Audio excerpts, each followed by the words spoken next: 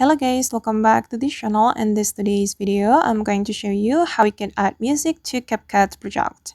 Alright guys, let's get into it. Here I have created a project in my CapCut application, and the first thing we're going to do if we want to add music to CapCut is clicking on this add audio, or we can also click on audio option right here, and it's the same.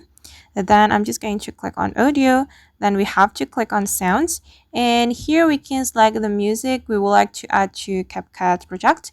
You can choose a music which is available in CapCut right here. So this is the music based on its category. You can explore it one by one like this, or you can also add music from your device. If you want to add music from your device, you can click on this icon. Then you just need to select device right here, and these are the music from my device. And we can click on this plus button to add the music to our CapCut project. You can also add music from the trending music in CapCut. You just need to click on this icon, and this is the CapCut recommendation. You can download it first before you add this music to your CapCut project.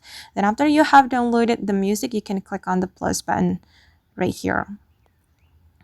Okay, and now as you can see that the music has been added to my CapCut project.